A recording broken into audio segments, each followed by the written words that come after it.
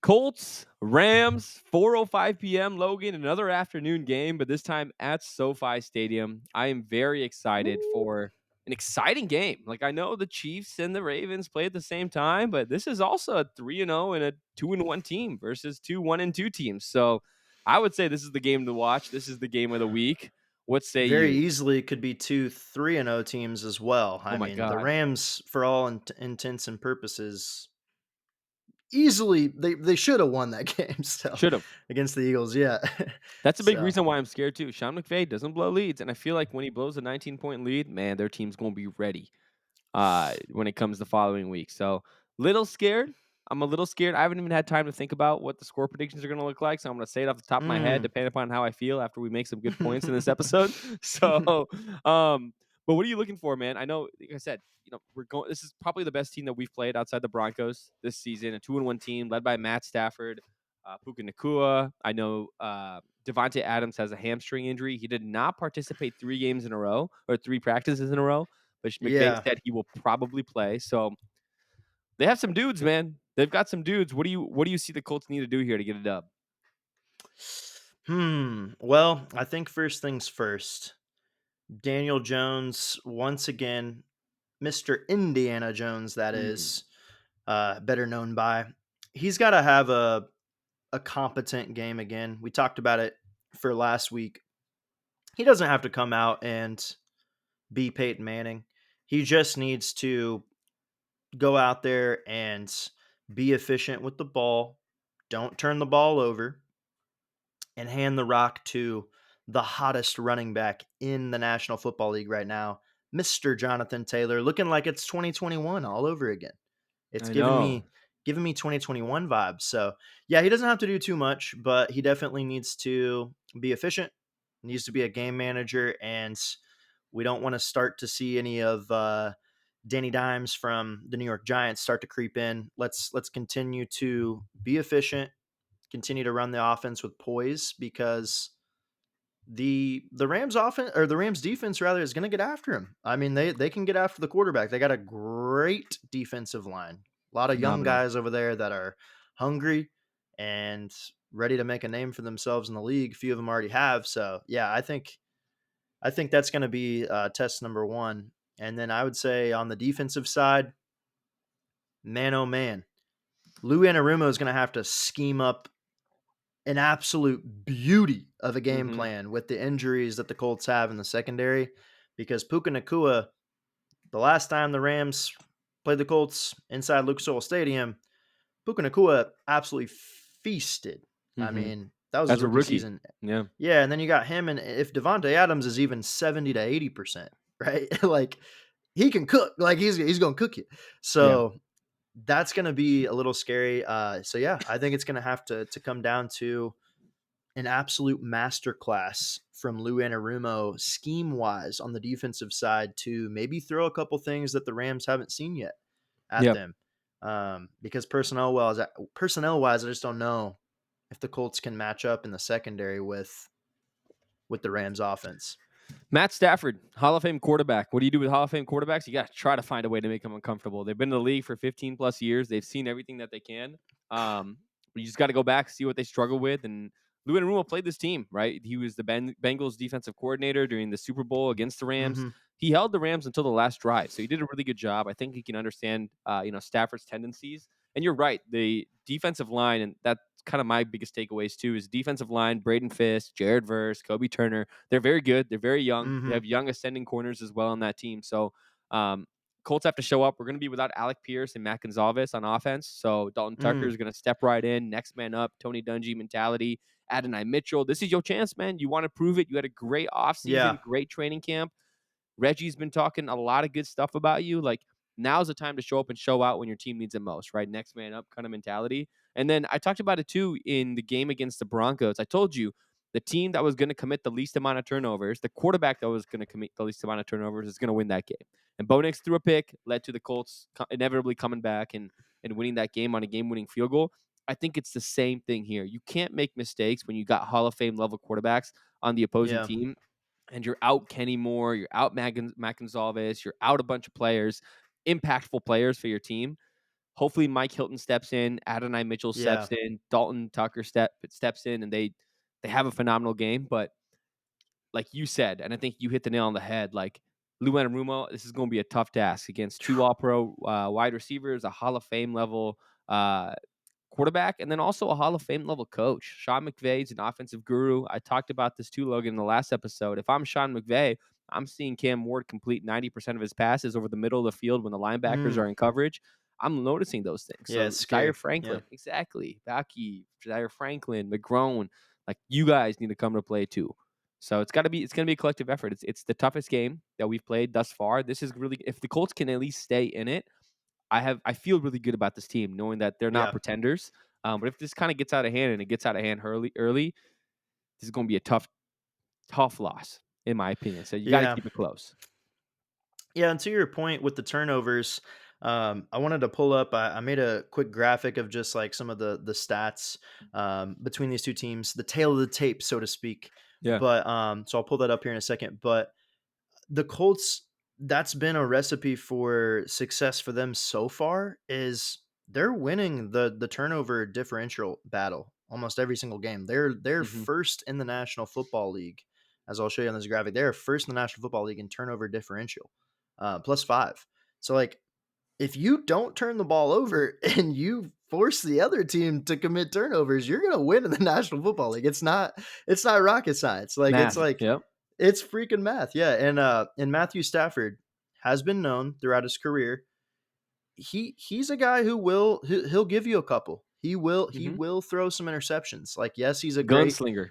he's a gunslinger. Yeah, he's a really talented quarterback, but hey, he will take some chances. And so I do like the odds for the Colts defense if they can get some type of pressure on him, whether it be through corner blitzes or different looks that Lou can throw at him. I like their odds of getting a pick or two off Stafford in this game because Stafford's a gunslinger and he'll let it rip. Yeah. So, and I was going to pull that up here real quick and share that with everybody. So, like I said, this is kind of just a little rundown because now we're enough games into the season, guys, where we actually have some stats right on these teams. And so I wanted to pull up a couple that jumped off the page for me right away. Points per game, second in the NFL, the Indianapolis Colts. Hmm. But the Rams aren't too shabby either, right? Like 11th, 24.3 points per game. So we're talking about two offenses that can score the football. You know what I Hmm. mean? Yeah, another stat too that I looked up online was the Rams right now are allowing 20.3 points per game. So outside of the Broncos, this is another very good defense, young ascending Yeah. defense that the Colts are going to go up against. And the Colts averaging on this graphic, you can see 34.3 points per game. That's two whole touchdowns less that the Rams are allowing. So I know maybe the stats are a little inflated, but you can't. We're not Yeah. schedule makers, right? It doesn't. If we Yeah. play the Yeah. Titans, the Dolphins, whatever, the Exactly. Broncos, like we put up these points because this offense looks really good. So if this offense Yep. comes back, Logan, and they scored 34 points against this Rams team that's allowing 20 points, I'm like, and hopefully they win the game at that point. But if they don't, but if they do, I'm like, wow, this offense is actually legit. We played a 2-1 team that should be 3-0. We showed up on the offensive side of the ball. If they continue to even score above 20 points per game, and I'll Yeah. feel really good, like I said, about kind of where we're at. But that's actually recipe for success, right? I talked about it. You talked about it just now. That turnover differential is huge. Yeah. Right? The Colts are not Danny Dimes not throwing picks. JT's not fumbling the ball, and Right. when that happens, it's a recipe, like you said, for success for your team to win the most amount of games, meaningful games. And another one too, like to your point, like total defense, right? Like you just mentioned, fifth for the Rams, but then on the defensive side on the Colts end, seventh, right? Like I Hmm. mean, like they haven't been bad. There's been areas where they've not been great, as in like pass rush, things of that nature. But when it comes down to it, they're not giving up a ton of points, Hmm. right? And so that again, if they can cause turnovers, they're first in the league right now, +5 turnover differential, you got to have some stat like that if you're not going to be, this like top 10 pass rush, or if you're going to have a linebacker core that is kind of, iffy and can't do really that well in pass coverage. You got to have one of those stats like turnover differential to be a game changer for you. And so Yeah. far, that's what they've had. So that's got to happen. That has to happen on Sunday, in my opinion, for the Colts to beat the Rams again, they gotta force at least one turnover, and then I think they have to keep it clean once again and not turn the ball over, like they haven't in the past 3 games. So, Yeah. No, we're on the um, same page there, and you said it yeah, perfectly, like, this defensive line needs to show up, like, I get it, we had 4 sacks against the Titans that were missing 2 offensive linemen, and they're the Titans, for God's sake, but we did nothing against we gave Bo Nix a perfect pocket. He just sucks as a quarterback, apparently. right, But we gave him a perfect pocket. Like, we barely made him feel uncomfortable. He was able to navigate the pocket. The offensive line, the Broncos' offensive line succeeded at a high level against our pass rush. So, in order to win this game, you also need to bring different blitz packages, confuse Matt Stafford, and just get there because he's not a mobile quarterback. He's immobile. He's 37, 38 years old, and you got to make these right. older guys, these older vets, move with their legs a little bit because they're just not And going to he do it at a high level. and he came into the season injured too, right? So I mean, Yeah, he's like not. It's not bad. like he's feeling the greatest out there, right? I mean, he's definitely lumbering at 37, 38 going into the season with a back injury. So Yeah, yeah, definitely put it on him, man. Bring some guys off the edge. You really got to go all out in this game because as of till this point, like I said, the Colts haven't had a good pass rush, man. Like that's been the biggest disappointment for me for the whole entire season so far.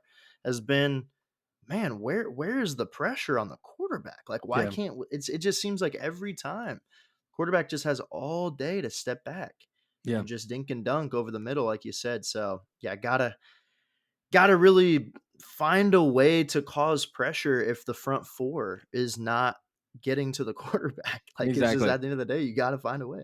Yeah, we're aligned there. Give me your score predictions. What do you think is going to happen? I do think that I do think this is one of those games that could potentially be an outlier for both teams because as we highlighted with that graphic there, like Colts second in the NFL right now in points per game, Rams 11th, right? But I do think it could be one of those weird lower scoring games where the defense kind of shows up and shows out on both ends. In a game where everyone's so focused on the offensive side of the Yeah. football, I feel like it normally happens that way. So, um, man, I hate to pick against the boys, and I technically I picked on ProFan Logan for my official picks. I went with the Colts, and so I got to stick with that. And so let's roll. Let's roll to 4-0, baby. Okay, I'm We're all in. going Daniel Indiana Jones and the Colts 23, Rams 20. Wow, that's really close to mine Give me a prediction. 3-point game. I would be shocked if the Colts ran away with this one. I don't see them running away Yeah. against a very, very talented Rams team. I mean, this is a team that I have no doubts will be in the conversation for being one of the representatives for the NFC this year. They're a really talented bunch. So, yeah, give me 23-20. I'd say especially Colts. missing as many players as we are, like, I think it's gonna be a lot closer game than people think. Yep. I am also gonna roll with the Colts to be 4-0. Very similar score. I'm gonna go God. in so the Colts are plus 3.5 underdogs in SoFi. I'm taking the Colts to outright win 24-23. A little bit low scoring, Ooh, a little bit low scoring, 3 1 touchdowns, point. 1 point. 1 point game. Oh, my I don't Lanta. know if the Colts stop them last second on a missed field goal, or they don't get into field goal range and they pick them off, or the Colts kick a field goal to win the game. I Dude, don't know. how much more can we take over here, Addy? The cardiac Colts, man. Like how many Hey, if the cardiac Colts are going to get us to 4-0, This is- that's all I care about. I'm a happy man when that Oh happens. man. So, I don't know what I'm gonna do if we have another repeat of the Broncos game, man. oh yeah, that got me. That Oh my shit took god, years off my life. I was all over the place. I don't even want to talk about it. Well, Colts fans, thanks for tuning in. Tune into the game. It's SoFi, 4:05 p.m. Another afternoon game against a West Coast opponent. So, but make sure to like, subscribe here over on YouTube. See our clips over on TikTok, Instagram, Twitter, you name it. Thank you guys so much for tuning in. And as always, go Colts. Go Colts, baby.